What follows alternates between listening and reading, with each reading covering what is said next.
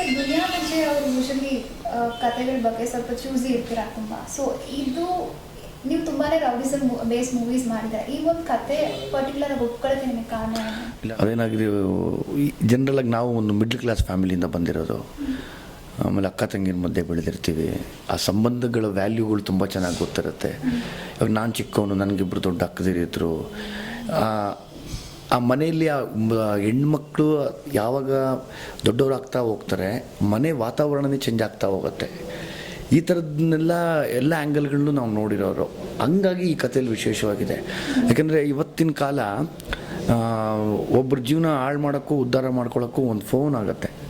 ಈ ಸಿನಿಮಾಲಿ ನಾವು ನನಗಿಷ್ಟ ಆಗಿದ್ದು ಶ್ರೀಜಯ್ ಬರ್ತಿದ್ದು ಒಂದು ಲೈನು, ನನ್ನ ತಂಗಿ ಕ್ಯಾರೆಕ್ಟರ್ ಯಾರು ಮಾಡುತ್ತೆ ಪಾಪ, ಅದು ಹೆಲ್ಪ್ಲೆಸ್. ಅದು ತುಂಬ ಒಳ್ಳೆ ವಿದ್ಯಾರ್ಥಿ, ಅದು ಚೆನ್ನಾಗಿ ಓದುವಂಥ ಒಂದು ಸ್ಟೂಡೆಂಟು. ತನ್ನ ಫೋನ್ಗೆ ಇದ್ದಕ್ಕಿದ್ದಂಗೆ ಕೆಟ್ಟ ಮೆಸೇಜ್ಗಳು ಬರೋಕ್ಕೆ ಶುರುವಾಗುತ್ತೆ, ಕೆಟ್ಟ ಪಿಕ್ಚರ್ಗಳು ಬರೋಕ್ಕೆ ಶುರುವಾಗುತ್ತೆ, ಒಂದಷ್ಟು ಪಾರ್ನ್ ವೀಡಿಯೋಸ್ಗಳು ಬರೋಕ್ಕೆ ಶುರುವಾಗುತ್ತೆ. ನಾನು ನನ್ನ ತಂಗಿ ಮೇಲೆ ಡೌಟ್ ಪಟ್ಟು ಹೊಡಿತೀನಿ. ಎಲ್ಲರ ಮನೆಯಲ್ಲೂ ಮಾಡೋದು ಅದೇನೆ, ಏನಿದು ವಿಷಯ, ಯಾಕೆ ಹಿಂಗೆ ಮಾಡ್ತಿದೀಯಾ ಅಂತ. ಆಗ ಪಾಪ ನನ್ನ ತಂಗಿಯ ಕ್ಯಾರೆಕ್ಟರ್ ಅದು ಬಾಯಿ ಬಿಡುತ್ತೆ, ಇಲ್ಲ ಅಣ್ಣ ನಾನು ಅಂಥವಳಲ್ಲ, ನಾನು ನಂಬು ಅಂತ. ಆದರೂ ನಾನು ಹೇಳ್ತೀನಿ, ಇಲ್ಲ ಸುಳ್ಳು ಹೇಳ್ತಾ ಇದೆಯಾ. ಯಾಕಂದರೆ ಪ್ರತಿಯೊಬ್ಬರು ಮನೆಯಲ್ಲೂ ಇದು ಗೊತ್ತಿರೋರು ಒಂದು ಬೈದಲ್ಲೇ ಇಟ್ಕೋತಾರೆ, ಮನೇಲಿ ನಂಬಲ್ಲ, ಇಲ್ಲ ನಿಂದೇ ತಪ್ಪು ಅಂತ ಹೇಳ್ತಾರೆ. ಆವಾಗ ಆ ತಂಗಿ ಏನು ಮಾಡುತ್ತೆ, ಇಲ್ಲ ಅಣ್ಣ ನನಗೆ ಒಂದು ಡೌಟ್ ಇದೆ, ನನ್ನ ಫೋನ್ ಕರೆನ್ಸಿನ ಹಾಕ್ಸೋಕೆ ಹೋಗ್ತಿದ್ದೆ ಒಂದು ಅಂಗಡಿಗೆ, ಅಲ್ಲಿ ನೆಟ್ ರೀಚಾರ್ಜ್ ಮಾಡಿಸ್ಕೊಂಡು ಕರೆನ್ಸಿ ಹಾಕ್ಸ್ಕೊತಿದ್ದೆ, ಬಹುಶಃ ಅವ್ನು ಮಾಡಿರ್ಬೋದು ಅಂತ. ಆ ಕೋಪನ, ತಂಗಿ ಮೇಲಿರೋ ಕೋಪನ ಮತ್ತು ಜವಾಬ್ದಾರಿನ ಎಲ್ಲವನ್ನೂ ಇಟ್ಕೊಂಡು ಫೋನ್ ಅಂಗಡಿಗೆ ಹೋದರೆ ಅಲ್ಲಿ ಗೊತ್ತಾಗುತ್ತೆ ಈ ಹುಡುಗರೇ ಮಾಡ್ತಿರೋದು, ತರಲೆ ಹುಡುಗರು ಅಂತ. ಇದು ಸುಮಾರು ಕಡೆ ನಡೆಯುವಂಥ ವಿಷಯ. ಸುಮಾರು ಹೆಣ್ಮಕ್ಳು ಹೊರಗಡೆ ಹೇಳ್ಕೋತಾರೆ, ಪಾಪ ಕೆಲವು ಹೆಣ್ಮಕ್ಳು ಹೇಳ್ಕೊಳ್ಳೋದಿಲ್ಲ, ಒಳಗಿನೇ ನೊಂದ್ಕೊಂಡ್ಬಿಡ್ತವೆ. ಆ ವಿಷಯ ಗೊತ್ತಾಗಿ ಅವ್ರನ್ನ ಒಡೆಯೋಕ್ಕೆ ಹೋಗಿ ನಾನೊಬ್ಬ ರೌಡಿ ಆಗೋದು ಮೇಯ್ನ್ ಎಲಿಮೆಂಟ್ ಸಿನಿಮಾ. ಅದೇ ಅದು ಇಲ್ಲಿ ಕಂಪ್ಲೀಟ್ ರೌಡಿಸಮ್ ಸಿನಿಮಾ ಅನ್ನೋಕ್ಕೆ ಹೆಚ್ಚಾಗಿ ಫ್ಯಾಮಿಲಿಗೋಸ್ಕರ ಹೋರಾಡಿದಂಥ ಜವಾಬ್ದಾರಿ ಇರೋನು ಒಬ್ಬ ಬಲಿಷ್ಠನ ಹೊಡೆದ್ಬಿಟ್ರೆ, ಬಲ ಇರೋನು, ವ್ಯವಸ್ಥೆಯಲ್ಲಿ ಶಕ್ತಿ ಇರೋನು, ಹೇಗೆ ಒಬ್ಬ ಹುಡುಗನ್ನ ರೌಡಿ ಅಂತ ಹೆಂಗೆ ಪೋರ್ಟ್ರೇ ಮಾಡಿಬಿಡ್ತಾರೆ ಅನ್ನೋದು.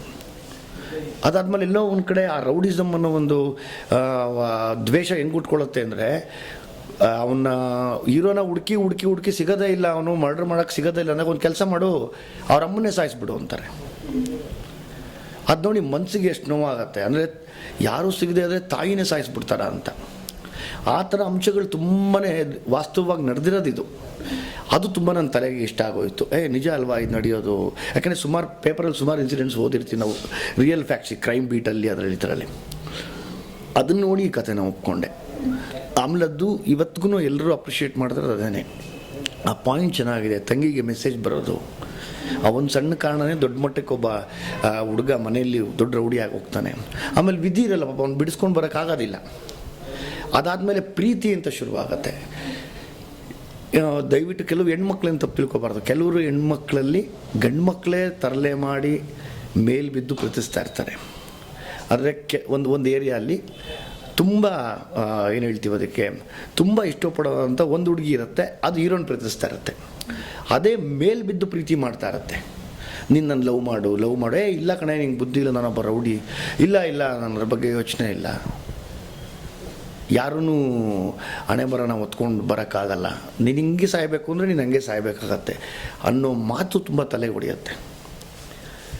ನಾನಿಲ್ಲ, ನಾವೆಲ್ಲ ಬದುಕೋದೇ ಇಲ್ಲ, ನಿನಗೆ ಯಾಕೆ ನಮ್ಮ ಅಂಡರ್ ವರ್ಲ್ಡಲ್ಲಿ ಅಂದಾಗ ನನಗೆ ಅದೆಲ್ಲ ಗೊತ್ತಿಲ್ಲ. ನಾನು ನಿನ್ನ ಜೊತೆ ಬದುಕಬೇಕಷ್ಟೇ, ಎಷ್ಟು ದಿವಸ ಬದುಕ್ತೀನಿ ಅನ್ನೋದು ಮುಖ್ಯ ಅಲ್ಲ. ನಾನು ನಿನಗೆ ಹೆಂಡ್ತಿ ಅಂತ ಅನ್ಸ್ಕೋತೀನಲ್ಲ ಅದು ಮುಖ್ಯ. ಆಮೇಲೆ ಪ್ರೀತಿ ಮಾಡ್ತೀನಲ್ಲ ಅದು ಮುಖ್ಯ. ಆ ಪ್ರೀತಿ ಅಷ್ಟು ಬಲವಾಗಿ ಬೆಳ್ಕೊಂಡು ಹೋಗುತ್ತೆ ಈ ಸಿನಿಮಾಲಿ. ಅದು ನನಗೆ ಆ ಮೇಜರ್ ಪಾಯಿಂಟ್ಸ್ ಇಷ್ಟ ಆಗಿತ್ತು. ಅದೆಲ್ಲ ಆಗ್ತಾ ಆಮೇಲೆ ಯಾವಾಗ ನನ್ನ ಹೀರೋ ಕ್ಯಾರೆಕ್ಟ್ರು ತುಂಬ ಬ್ರೂಟಲಾಗಿ ಮರ್ಡರ್ ಆಗುತ್ತೆ, ಅದನ್ನು ನೋಡಿದ ತಕ್ಷಣ ಹೀರೋ ಬಾಡಿ ನೋಡೋಕ್ಕೆ ಬರೋದಿಲ್ಲ. ಕೇಳ್ಕೊತಾರೆ, ರಿಕ್ವೆಸ್ಟ್ ಮಾಡ್ಕೋತಾರೆ, ಬಾ ಒಂದ್ಸರಿ ನೋಡು ಅಂತ. ಇಲ್ಲ ನಾನು ಬರೋದಿಲ್ಲ, ನಂಗೆ ನೋಡೋಕ್ಕೆ ಇಷ್ಟ ಇಲ್ಲ ಅಂಥೇಳಿ ವಾಪಸ್ ಹೋಗಿ ತಾನು ಸೂಸೈಡ್ ಮಾಡ್ಕೊಂಬಿಡುತ್ತೆ. ಇದು ನಿಜವಾಗ್ಲೂ ನಡೆದಿರೋ ಘಟನೆ ಇದು. ಆಮೇಲೆ ಯಾವಾಗ ಆಕೆ ಸೂಸೈಡ್ ಮಾಡ್ಕೋತಾಳೆ ಪಾಪ ಹುಡುಗಿ, ಈ ಕಡೆ ಬಂದಾಗ ಹೀರೋನ ಅಂದರೆ ಒಬ್ಬ ವ್ಯಕ್ತಿನ ತುಂಬ ಬ್ರೂಟಲ್ಲಾಗಿ ಮರ್ಡರ್ ಮಾಡಿದ್ರೆ ಹೆಂಗೆ ತೋರ್ಸೋಕ್ಕೆ ಸಾಧ್ಯ ಅನ್ನೋ ಎಕ್ಸ್ಟ್ರೀಮಿಟಿ ಇರುತ್ತೆ ಗೊತ್ತಾ. ಆ ಕೊನೆ ಅಂತಲೇ ಶ್ರೀಜಯ್ ಪ್ಲ್ಯಾನ್, ಅದು ಐಡಿಯಾ. ಇವತ್ತಿಗೂ ಏನು ಆ ಕ್ಲೈಮ್ಯಾಕ್ಸ್ನ ನೋಡಿ ತುಂಬ ನೊಂದ್ಕೊಂಡು ಡಿಸ್ಟರ್ಬ್ಡ್ ಆಗಿ ಹೊರಗಡೆ ಬಂದು ಇಮಿಡಿಯೇಟ್ ಫೋನ್ ಮಾಡಿ ಸಿನಿಮಾ ನೋಡು. ಸುಮಾರು ಜನ ಹೆಣ್ಮಕ್ಳು ನೋಡಿರೋರು ದಯವಿಟ್ಟು ಪ್ರೀತಿ ಮಾಡೋರು ಒಂದ್ಸರಿ ನೋಡೇಮ್ಮ ಅಂತ ಹೇಳೋರು. ಆಮೇಲೆ ಹುಡುಗರು ಹೊರಗಡೆ ಬಂದು ಈ ಕ್ಲೈಮ್ಯಾಕ್ಸ್ ತುಂಬಾ ಡಿಸ್ಟರ್ಬೆನ್ಸ್ ಆಗಿದೆ, ಒಂದೊಂಥರ ಆಗುತ್ತೆ, ಇಲ್ಲಮ್ಮ ನಾವು ಯಾರನ್ನೂ ನಂಬಬಾರ್ದು, ಯಾರು ನಂಬಿದ್ರು ಕಷ್ಟನೇ, ಜೊತೆಲಿರೋರೇ ಹೊಡೆದು ಬಿಡ್ತಾರೆ ಅಂತ ಮಾತಾಡ್ಕೊಂಡು ಹೋಗಿದ್ದಾರೆ. ಅದು ನಮಗೆ ಇವತ್ತು ಪ್ಲಸ್ ಆಗಿ ಒಂದು ಒಳ್ಳೆ ಮೈಲೇಜ್ ಆಗಿರೋದಕ್ಕೆ ತುಂಬಾ ಖುಷಿಯಾಗಿದ್ದೀವಿ. ಅದಾದಮೇಲೆ ನಾನು ಶ್ರೀಜನ ಇವಾಗ ನೀವೆಲ್ಲಿ ಹೋಗಿದ್ರಿ, ರಿಯಲ್ ಇನ್ಸಿಡೆಂಟ್ ನಡೆದಿರೋ ಜಾಗಕ್ಕೆ ನೀವೇನು ಹುಡ್ಕೊಂಡು ಹೋಗಿದ್ರಿ, ಅಲ್ಲಿ ನೀವು ಇನ್ನೂ 3 ದಿವಸ ಹುಡುಕಿದ್ರು ನಿಮಗೆ ಸಿಗಲ್ಲ. ಯಾಕೆ ಸಿಗಲ್ಲ ಅಂತಂದರೆ ಅವ್ರು ಯಾರೂ ಹೊರಗಡೆ ಬರೋದಿಲ್ಲ.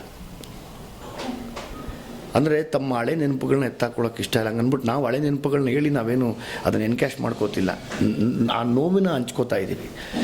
ನಾವು ಹೋಗಿ ಅವ್ರ ತಾಯಿ ತಂದೆಗೆ ಸುಮಾರು ಒಂದು 3 hours ಕೂತು ಕನ್ವಿನ್ಸ್ ಮಾಡಿ, ದಯವಿಟ್ಟು ಹೆಂಗಾದರೂ ಮಾಡಿ ನಿಮ್ಮ ಕಡೆಯಿಂದ ಏನೋ ಒಂದು ಮೆಸೇಜ್ ಹೇಳೋಕ್ಕಾಗತ್ತಾ ಅಂದಾಗ, ಇಲ್ಲಪ್ಪ ನಾವು ಮಗಳನ್ನೇ ಕಳ್ಕೊಂಡ್ಬಿಟ್ಟಿದ್ದೀವಿ, ಏನು ಮೆಸೇಜ್ ಹೇಳೋದು. ಆಮೇಲೆ ನಾನು ಕನ್ವಿನ್ಸ್ ಮಾಡಿ ಹೇಳಿದೆ, ಇಲ್ಲಮ್ಮ ನಾವು ಸಿನಿಮಾ ಮಾಡಿದ್ದೀವಿ, ದಯವಿಟ್ಟು ತಮ್ಮ ಮಗಳದೊಂದು ಫೋಟೋ ಕೊಟ್ಟರೆ ನಮ್ಗೆ ಅನುಕೂಲ ಆಗುತ್ತೆ. ಇದನ್ನು ಹಾಕಿ ಅಕಸ್ಮಾತ್ ಯಾರೋ ಒಬ್ಬರು ಈ ಪ್ರೇಮಿಗಳು ಸ್ಪೆಷಲಿ ಆತ್ಮಹತ್ಯೆ ಮಾಡ್ಕೊಳ್ಳೋದು ತಡಿಯೋಕ್ಕೆ ಸಾಧ್ಯನಾ, ಒಂದು ಪ್ರಯತ್ನ ಪಡೋಣ ಅಂತ ಹೇಳಿದಾಗ, ತೊಗೊಂಡು ಹೋಗಪ್ಪ ಕೊಡ್ತೀನಿ ಪರವಾಗಿಲ್ಲ, ಸರಿ ಕೊನೆಯದಾಗಿ ನೀವೇನು ಹೇಳ್ತೀರಾ ಅಂತ ಅವ್ರ ತಾಯಿ ಕೇಳಿದೆ. ಇಲ್ಲಪ್ಪ ನನ್ನ ಕಡೆಯಿಂದ ಒಂದೇ ಹೇಳೋಕ್ಕೆ ಇಷ್ಟಪಡ್ತೀನಿ, ಯಾವರೇ ಹೆಣ್ಮಕ್ಳು ಪ್ರೀತಿ ಮಾಡಿದರೆ ದಯವಿಟ್ಟು ಮನೇಲಿ ತಿಳಿಸಿಬಿಡಿ. ನೀವು ನಿಮಗಿನ್ನ ಹೆಚ್ಚಲ್ಲ, ನಿಮ್ಮ ಜೀವಕ್ಕಿನ್ನ ಹೆಚ್ಚಲ್ಲ ಯಾವುದೂ. ನನ್ನ ಮಗಳು ನನಗೆ ಪ್ರೀತಿ ಮಾಡ್ತಾಯಿದ್ದೀನಿ ಅಂತ ತಿಳಿಸಿದ್ರೆ ನಾನು ಮದುವೆ ಮಾಡಿಬಿಡ್ತಿದ್ದೆ ಅವಳಿಗೆ, ಅಂಥವಳು ಸೂಸೈಡ್ ಮಾಡ್ಕೊಂಬಿಟ್ಲು ಅಂದ್ಬಿಟ್ಟು ತುಂಬ ಜೋರಾಗಿ ಹತ್ಬಿಟ್ರು. ಹೇಳಿ, ಮನೇಲಿ ಹೇಳಿ, ನಾನು ನಿಮ್ಗೆ ಪ್ರೀತಿ ಮಾಡ್ತಾಯಿದ್ದೀನಿ ಅಂತ ಹೇಳ್ಬಿಡಿ. ಯಾಕಂದರೆ ನಿಮ್ಮ ಮನಸ್ಸಿಂದ ಅದನ್ನ ಕಿತ್ತಕ್ಕಾಗಲ್ಲ ಅಂದಮೇಲೆ ತುಂಬ ಕಷ್ಟ ಅದು. ನೀವು ಹೇಳ್ದಿರಾ ಈ ಥರ ಅಟೆಂಪ್ಟು ಸೂಸೈಡ್ ಮಾಡ್ಕೊಳ್ಳೋದು ಅದು ತುಂಬಾ ದೊಡ್ಡ ತಪ್ಪದು, ಮಾಡ್ಕೋಬೇಡಿ ಆ ಕೆಲಸನ ಅಂತ. ಆದರೆ ನನ್ನ ಕಡೆಯಿಂದ ಈ ಸುಮಾರು ಜನ ಹೆಣ್ಮಕ್ಳಿಗೆ ಉಪಯೋಗ ಆಗುತ್ತೆ ಅನ್ನೋ ಆಗಿದ್ರೆ ದಯವಿಟ್ಟು ತೊಗೊಂಡೋಗಿ ಫೋಟೋನ ಹಾಕಿಪ್ಪ. ಇಲ್ಲೆಲ್ಲೂ ಆ ಹುಡುಗಿಯ ಒರಿಜಿನಲ್ ಹೆಸರು ನಾವು ಹಾಕೋಕ್ಕೆ ಇಷ್ಟಪಡೋದಿಲ್ಲ, ಮತ್ತು ಆಕೆನ ಸಂಪೂರ್ಣ ತೋರ್ಸೋಕ್ಕೂ ನಾವು ಇಷ್ಟಪಡೋದಿಲ್ಲ. ಅದೊಂದು ರಿಕ್ವೆಸ್ಟ್ ನಿಮ್ಮ ಕಡೆ ಇದೆ. ಫೋಟೋ ಕೊಟ್ಟಿರ್ತೀವಿ, ಅದನ್ನು ಎಷ್ಟು ಬೇಕೋ ಅಷ್ಟು ಡಿಸ್ಪ್ಲೇ ಮಾಡಿಕೊಡಿ. ಯಾಕಂದರೆ ಅವರು ಎಲ್ಲ ತುಂಬ ನೊಂದ್ಕೊಂಡಿದ್ದಾರೆ. ಈ ಅಗೇನ್ ತಿರ್ಗಾ ಏನು ಈ ಮರ್ಡರ್ಸ್ ಎಲ್ಲ ಆಯಿತು, ಅದೆಲ್ಲ ನೆಟ್ಟಲ್ಲಿ ಹುಡುಕಿದ್ವಿ ನಾವು. ಹುಡುಕಿದಾಗ ಇನ್ಫ್ಯಾಕ್ಟ್ ಶ್ರೀಜೆ ಕೂಡ ಅಲ್ಲೇ ಇದ್ದಂಥ ಹುಡುಗಾನೆ. ಆ ಹೊಡೆದಿರೋ ಜಾಗ ನೋಡಿದ್ರೇ ತಲೆ ಕೆಡುತ್ತೆ. ಎಲ್ಲೋ ಓಡೋಗಿ ಒಂದು ಜಾಗದಲ್ಲಿ ಬಚ್ಚಿಟ್ಕೊಂಡಾಗ ಅಲ್ಲಿಂದ ಹೊಡೆದು ಮಚ್ಚಲ್ಲಿ ಎಳ್ಕೊಂಬಂದು ಬ್ರೂಟಲಾಗಿ ಕಟ್ ಮಾಡಿದ್ದಾರೆ. ಆ ಕಟ್ ಮಾಡಿದ್ಮೇಲೆ ಸುಮಾರು ವಿಷಯ ನಾವು ಸಿನಿಮಾಲಿ ಎಷ್ಟು ಬೇಕೋ ಅಷ್ಟೇ ಹೇಳಿದ್ದೀವಿ, ಯಾಕಂದರೆ ತುಂಬ ಇದಾಗ್ಬಿಟ್ರೆ ನೋಡೋಕೆ ಹೆದರ್ಕೋತಾರೆ ಅಂತ. ಆ ಕಟ್ ಮಾಡಿ ಹೆಂಗೆ ಬೇಕೋ ಹಂಗೆಲ್ಲ ಕಟ್ ಮಾಡಿ, ಅಲ್ಲೂ ಕೂಡ ತನಗೆ ಆ ಲವ್ ಮ್ಯಾಟ್ರ್ ಶುರುವಾಗಿದೆ. ನಾನು ಒಂದ್ಸರಿ ನೋಡ್ಬೇಕು ಅವಳನ್ನ ಅಂತ. ಹಾಸ್ಪಿಟ್ಲಿಗೆ ಎತ್ಕೊಂಡು ಹೋಗೋ ಟೈಮಲ್ಲೂ ಆ ವ್ಯಕ್ತಿ ಕೇಳಿದ್ದಾರೆ, ನಾನು ಒಂದ್ಸರಿ ನೋಡ್ಬೇಕು ಅವಳನ್ನ. ಪಾಪ ಇವರೆಲ್ಲ ಎಲ್ಲಿ ತೋರ್ಸೋಕ್ಕೆ ಸಾಧ್ಯ ಆಗ ಆ ಸಿಚುವೇಶನಲ್ಲಿ? ಯಾರು ಫೋನ್ಗಳು ಮಾಡೋಕ್ಕೂ ಆಗಿರಲ್ಲ. ಅಷ್ಟು ತುಂಬ ಹೇಳ್ತಾರೆ, ಅದಕ್ಕೆ ಮನಸ್ಸು ಮುಟ್ಟುವಂಥ ಕತೆ. ಸೊ ಹಂಗಾಗಿ ಇವತ್ತೇನು ನಮ್ಗೆ ಅದರ ಯಶಸ್ಸು ಸಿಕ್ಕಿದೆ. ಅದು ನಿಜವಾಗ್ಲೂ ಆ ಒಂದು ಒರಿಜಿನಲ್ ಸ್ಟೋರಿಯಿಂದ. ಹಂಗಾಗಿ ಮೊದಲೇ ಸುಮ್ಮನೆ ಈ ಪೆರಿಟಾಲ್ ಕತೆ, ಇವ್ರ ಕತೆ ಅದು ಸುಳ್ಳದು. ಯಾಕೆಂದರೆ ನಾನೊಬ್ಬ ಹೀರೋಗಿ ನನಗೊಂದು ಜವಾಬ್ದಾರಿ ಇರುತ್ತೆ. ಈ ಸಿನಿಮಾ ಅಂದಾಗ ಆಲ್ಮೋಸ್ಟ್ ರೂಮರ್ಸ್ ಸುಮ್ಮನೆ ಹಬ್ಬಿಡ್ತವೆ. ಗೊತ್ತಿಲ್ಲ ಯಾವ ದೃಷ್ಟಿಕೋನ ಇಟ್ಕೊಂಡು ಆ ಥರ ಎಲ್ಲ ಹಬ್ಬಿಸ್ಬಿಟ್ಟಿದ್ರು. ಆ ವಿಷಯದಲ್ಲಿ ನನಗೆ ತುಂಬ ಬೇಜಾರಿದೆ. ನಡೆದಿರೋವಂಥ ಬ್ಯಾಂಗ್ಳೂರಲ್ಲಿ ಎಷ್ಟೋ ಏರಿಯಾಗಳಿದ್ದಾವೆ, ಎಷ್ಟೋ ಏರಿಯಲ್ಲಿ ಎಷ್ಟೋ ನಮ್ಮಂಥ ಸಾಮಾನ್ಯ ಜನ ಇದ್ದಾರೆ. ಅದರಲ್ಲಿ ಎಷ್ಟೋ ಜನ ಹೆಣ್ಣುಮಕ್ಕಳು ಗಂಡು ಮಕ್ಕಳು ಖಂಡಿತವಾಗ್ಲೂ ಪ್ರೀತಿ ಮಾಡ್ತಿರ್ತಾರೆ. ಈ ಪ್ರೀತಿ ಮಾಡೋರು ಸರಿಯಾದ ಆಯ್ಕೆ ಮಾಡ್ಕೋಬೇಕಾ ಬೇಡವಾ ಅನ್ನೋ ವಿಷಯಕ್ಕೆ ಈ ಸಿನಿಮಾ ನೋಡಬೇಕು. ಸರ್, ನೀವು ಮುಂಚೆ ಹೇಳಿದ್ರಿ ಲೈಕ್ ನಿಮ್ಮ ಕಣ್ಮುಂದೆ ನಡೆದಿರುವಂಥ ಕತೆ ಅಂತ. ಸೊ ಈ ಕಥೆಯನ್ನು ನೀವು ಸಿನಿಮಾ ಮಾಡ್ತೀನಿ ಅಂದ ಮನೆಯಿಂದ ಏನು ಅಬ್ಜೆಕ್ಷನ್ಸ್ ಬರಲಿಲ್ವ ಅವರಿಂದ? ಇಲ್ಲ, ಯಾಕೆಂದರೆ ಇದು ಒರಿಜಿನಲ್, ನಮ್ದು ಎಷ್ಟು ಒರಿಜಿನಲ್ ಇದೆ ಅದೇ ಥರ ತೋರ್ಸೋಕೆ ಹೋಯ್ತು ಅಂದರೆ ಇದು ಪಕ್ಕ ಸಿನಿಮಾ ಆಗೋದಿಲ್ಲ. ಯಾಕೆಂತಂದರೆ ನಮ್ಮ ಸೆನ್ಸಾರ್ ಮಂಡಳಿ ಕೂಡ ಬಿಡೋದಿಲ್ಲ, ಅಷ್ಟು ಕ್ರೂರತೆಯಾಗಿದೆ. ರೌಡಿಸಮ್ ಅನ್ನೋದೇ ಕ್ರೂರ. ಸೊ ಅದು ಸಿನಿಮಾಗೆ ಹೇಗೆ ಬೇಕೋ ಆ ರೀತಿ ಸ್ವಲ್ಪ ಬದಲಾವಣೆಗಳು ಮಾಡಿಕೊಂಡು ಒಂದು ಸ್ವಲ್ಪ ಎಂಟರ್ಟೈನ್ಮೆಂಟ್ ಮುಖಾಂತರ ಸ್ವಲ್ಪ ತೋರಿಸ್ಕೊಂಡು ಕಾಮಿಡಿಗೂ ಎಲ್ಲ ಪ್ಲಸ್ ಮಾಡಿ ಏನು ವಿಷಯ ಏನು ತಲುಪಬೇಕೋ ಅದನ್ನು ತಲುಪ್ಸೋಕ್ಕೆ ನಾನು ಪ್ರಯತ್ನ ಮಾಡಿ ಹಾಗೆ ಮಾಡಿದ್ದೆ. ಇನಿಷಿಯಲಿ ಅವ್ರ ಮನೆಯವ್ರೇನೋ ಅಬ್ಜೆಕ್ಷನ್ಸ್? ಇಲ್ಲ ಅವ್ರ ಮನೆಯವ್ರದ್ದು ಏನು ಅಬ್ಜೆಕ್ಷನ್ ಇಲ್ಲ. ಏನಂತಂದರೆ ನಡೆದಿರೋಂಥ ಸತ್ಯ ಘಟನೆನೇ ಹೌದು. ಸೊ ಏನೋ 4 ಜನಕ್ಕೆ ಅಣ್ಣ ಹೇಳ್ದಂಗೆ 4 ಜನಕ್ಕೆ ಒಳ್ಳೇದಾಗುತ್ತೆ ಅಂತಂದರೆ ಸರಿ ತಗೊಳ್ಳಿ ಮಾಡಿ. ಸೊ ಅಬ್ಜೆಕ್ಷನ್ ಏನಿಲ್ಲ. ತುಂಬ ಖುಷಿ ಆಯಿತು. ಅವ್ರ ತಾಯಿ ಅಷ್ಟು ದೊಡ್ಡ ಮನಸ್ಸು ಮಾಡಿ ಅವ್ರ ತಾಯಿ ತಂದೆ ಫೋಟೋ ಕೊಟ್ರಲ್ಲ, ಅವರೊಂದು ಹೇಳ್ಕೊಟ್ರು, ಸುಮಾರು ಜನಕ್ಕೆ ಇವತ್ತು ಗೊತ್ತಿಲ್ಲ ನನ್ನ ಮಗಳು ಸತ್ತೋಗಿರೋದು ಅಂತ. ನೋಡಿದಾರೆ ಅವ್ರ ಸಿನಿಮಾನ? ಇಲ್ಲ ಅವ್ರು ನೋಡೋಕ್ಕೆ ನಾನು ಕೇಳಿದ್ದೀನಿ ಕತೆ, ನನ್ನ ಕೈಲಿ ಆಗೋದಿಲ್ಲ, ನನ್ನ ಮಗಳನ್ನ ನೋಡ್ದಂಗೆ ಆಗುತ್ತೆ, ನನ್ನ ಕೈಲಿ ಆಗಲ್ಲ ನೋಡೋಕ್ಕೆ ಅಂತಾರೆ. ಸಿನಿಮಾದಲ್ಲಿ ನಮ್ಮ ತಮ್ಮನ ಕ್ಯಾರೆಕ್ಟರ್ ಬರುತ್ತೆ. ಅವ್ರ ತಮ್ಮ ಇದ್ದಾರೆ, ಅವ್ರ ಹೆಸರನ್ನ ನಾವು ಹೇಳೋಕ್ಕೆ ಇಷ್ಟಪಡೋದಿಲ್ಲ. ಆ ವ್ಯಕ್ತಿ ಇವತ್ತಿಗೂ ತನ್ನ ಅಕ್ಕನ ಫೋಟೋ ಮುಂದೆ ನಿಂತ್ಕೊಂಡು ಮಾತಾಡ್ತಿರ್ತಾರೆ. ಏನೇ ಊಟ ಮಾಡೋಕ್ಕಿಂತ ಮುಂಚೆನೂ ಒಂದು ತುತ್ತು ತಿನ್ನು ಅಂತ ಕೊಡೋದು, ಮಲಗೋಕ್ಕಿಂತ ಮುಂಚೆ ಬಾಯ್ ಗುಡ್ ನೈಟ್ ಅಂತ ಹೇಳೋದು, ಆಮೇಲೆ ಒಂದು ಫ್ಲೈಯಿಂಗ್ ಕೀಸ್ ಕೊಡೋದು. ತನಗೆ ಮಾತಾಡೋಕ್ಕೆ ಬರೋದಿಲ್ಲ, ಅರ್ಧಂಬರ್ಧ ಪದಗಳು ಬರ್ತವೆ, ಅದನ್ನೇ ತುಂಬ ನೀಟಾಗಿ ಮಾತಾಡಿ ತಾಯಿ ತಂದೆಗೆಲ್ಲ ಕೇಳಿ ಎಲ್ಲ ಒಂದು ಮುತ್ಕೋಡಿ ಒಳಗೆ ಅಂತೇಳಿ ಅಕಸ್ಮಾತ್ ಅವ್ರು ಏನನ್ನ ಅಂದರೆ ತಾಯಿ ತಂದೆ ಮೇಲೆ ರೈಸ್ ಆಗಿ ಇವತ್ತಿಗೂ ಅದೇ. ಆ್ಯಕ್ಚುಲಿ ನಮ್ಮ ಸಿನಿಮಾ ಹೀರೋಯಿನ್ನ ನಮ್ಮ ಅಕ್ಕ ಬದುಕಿದಾಳೆ ಅಂತ ಅನ್ಕೊಂಬಿಟ್ರದು. ಈಗ ಅದು ಫಸ್ಟ್ ಒಂದು ಸ್ವಲ್ಪ ಫೋಟೋ ಇಡ್ಸ್ಕೊಂಡಿದ್ದ ಶೂಟಿಂಗ್ ನಡೆಯೋಂಥ ಸಂದರ್ಭದಲ್ಲಿ ಯಾರೋ ಇಸ್ಕೊಂಡು ಡಿಲೀಟ್ ಮಾಡಿಬಿಟ್ಟಿದ್ದಾರೆ. ಸಿನಿಮಾ ನೋಡ್ಕೊಂಡು ಬಂದುಬಿಟ್ಟು ಊಟ ಮಾಡಿಲ್ಲ 1.5 ದಿವಸ. ಅವನು ಹತ್ತಿದ್ದಾನೆ, ಜೋರಾಗಿ ಹತ್ತಿದ್ದಾನೆ. ಅವ್ರ ತಂದೆ ಬಂದರೆ ಪಾಪ ಅವ್ರ ತಂದೆಗೆ ಸ್ವಲ್ಪ ಏಜ್ ಆಗಿದೆ, ಹೊಡಿಯೋಕ್ಕೆ ಹೋಗ್ತಾನೆ ಅವ್ರಿಗೆ. ಅಕ್ಕ ಇಲ್ಲ ಅಣ್ಣ ಅಲ್ಲಿ ಅವನು ವಿಚಿತ್ರ ಒಂದು ಭಾಷೆ.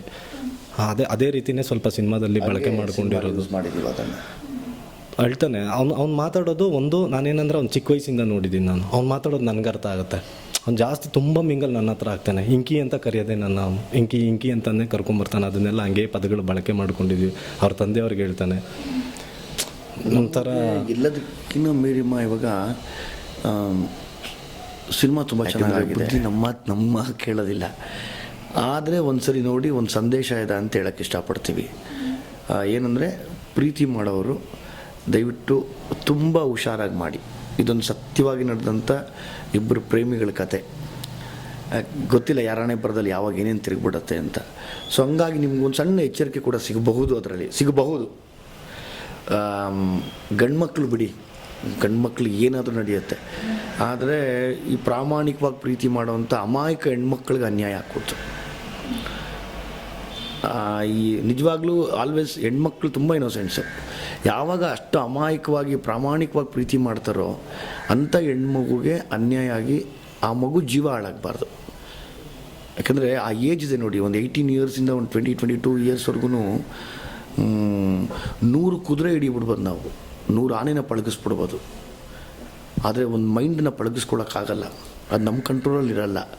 ಅದು ಅಕಸ್ಮಾತ್ ಪ್ರೀತಿಲಿ ಬಿದ್ದೋದ್ರೆ ಅಂತೂ ಪ್ರಪಂಚದಲ್ಲಿರುವಂಥ ಯಾವುದೇ ನೀವು ವೇಗ ಏನಕ್ಕೆ ನಾವು ಕಂಪೇರ್ ಮಾಡಿ ಹೇಳ್ತೀವಿ, ಹಾರ್ಸ್ ಪವರ್ಗಿನ್ನ ಜಾಸ್ತಿ ಮೈಂಡಲ್ಲಿ ಓಡ್ತಾ ಇರುತ್ತೆ ಪ್ರೀತಿ ಅನ್ನೋದು. ಆ ಪ್ರೀತಿಲಿ ಏನು ಬೇಕಾದ್ರೆ ಆಕ್ಸಿಡೆಂಟ್ಸ್ ಆಗ್ಬೋದು. ಹಂಗೆ ಇನ್ನೋಸೆಂಟಾಗಿ ಪ್ರೀತಿ ಮಾಡುವಂಥ ಹೆಣ್ಮಕ್ಳು ದಯವಿಟ್ಟು ಆತ್ಮಹತ್ಯೆ ಮಾಡ್ಕೋಬೇಡಿ. ಆಮೇಲೆ ಫಸ್ಟ್ ಆಫ್ ಆಲ್ ಪ್ರೀತಿ ಮಾಡಬೇಡಿ ಅಂತ ಹೇಳಕ್ಕೆ ನಮ್ಗೆ ಹಕ್ಕಿಲ್ಲ. ಅಕಸ್ಮಾತ್ ಮಾಡಿದರೆ ನಾನು ಕೇಳಿದಂಥ ಇದು ಪೇರೆಂಟ್ಸಿಗೆ ತಿಳಿಸೋದ್ರಲ್ಲಿ ಫಸ್ಟ್ ಮುಂದಾಗಿ, ಅದಕ್ಕಿಂತ ಮುಂಚೆ ಆಯ್ಕೆಗಳು ಕರೆಕ್ಟಾಗಿರಲಿ. ಎಲ್ಲವೂ ಹೊಸದ್ರಲ್ಲಿ ತುಂಬ ಚೆನ್ನಾಗಿರುತ್ತೆ. ಹಂಗೆ ಹೋಗ್ತಾ ಹೋಗ್ತಾ ಹೋಗ್ತಾ ಎಲ್ಲವೂ ಬದಲಾಗ್ಬೋದು, ಅಥವಾ ಏರುಪೇರುಗಳಾಗ್ಬೋದು, ಅಥವಾ ಮೇಜರ್ ಆಕ್ಸಿಡೆಂಟ್ಸ್ಗಳಾಗ್ಬೋದು, ಅಥವಾ ಪ್ರೀತಿ ಒಂದು ಫುಲ್ ಸ್ಟಾಪ್ ಇದೆ ಎಂಡ್ ಆಗಿಬಿಡ್ಬೋದು. ಅದೆಲ್ಲವೂ ಆಗದೇ ಇರಲಿ ಅನ್ನೋ ನಮ್ಮ ಉದ್ದೇಶ. ಇವತ್ತು ಚೆನ್ನಾಗಿ ಏನು ಯೂತ್ಸ್ ನೋಡ್ತಿದ್ದಾರೆ ಅದೇ ಕಾರಣ. ಒಂದು ಒಳ್ಳೆ ಮೆಸೇಜ್ ಇದೆ ನೋಡಿ ಅಷ್ಟೇ.